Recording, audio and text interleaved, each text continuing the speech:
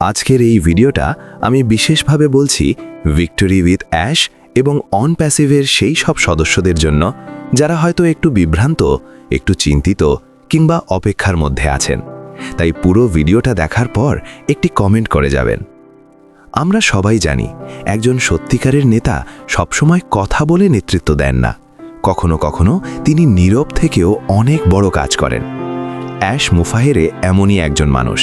তিনি শুধু একজন সিইও নন, তিনি একজন ভিশনারি, যিনি ভবিষ্যৎ দেখেন, ভবিষ্যৎ গড়েন, কিন্তু সবসময় তা আগেভাগে প্রকাশ করেন না।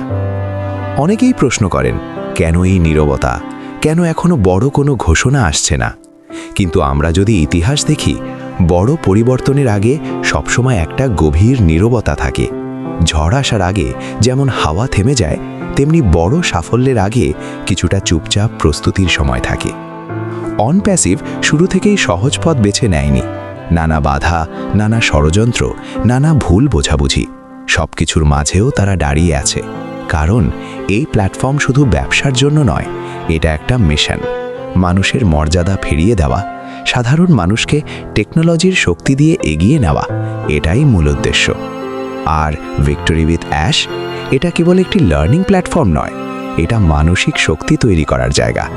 এখানে শেখানো হয় হতাশ না হয়ে অপেক্ষা করতে, সন্দেহ নয় বরং বিশ্বাস রাখতে, ভেঙে না পড়ে আরও শক্ত হয়ে দাঁড়াতে। বন্ধুরা, সত্যিকারের বিশ্বাস মানে হলো সবকিছু না দেখেও এগিয়ে চলা। আমরা সব উত্তর এখনই পাবো না। সামনে কি আসছে, কবে আসছে তা হয়তো পুরোপুরি স্পষ্ট নয়, কিন্তু একটা জিনিস পরিষ্কার, প্রস্তুতি ছাড়া বড় কিছু আসে না। হয়তো এই সময়টা আমাদের ধৈর্য পরীক্ষা করছে, হয়তো এই সময়টা আমাদের আলাদা করছে, কে শুধু লাভের জন্য ছিল আর কে সত্যিই ভিশনের অংশ হতে চায়। আমি আপনাদের শুধু একটা কথা মনে করিয়ে দিতে চাই, যে মানুষটা শুরু থেকেই বলেছিলেন we are in it to win ইট, তিনি আজও একই জায়গায় আছেন। নীরবতা মানে থেমে যাওয়া নয়, অনেক সময় নীরবতাই সবচেয়ে শক্তিশালী উত্তর। তাই হতাশ হবেন না, নিজেকে প্রস্তুত করুন, শিখতে থাকুন, একসাথে থাকুন। কারণ বড় গল্পগুলো কখনো তাড়াহুড়ো করে লেখা হয় না।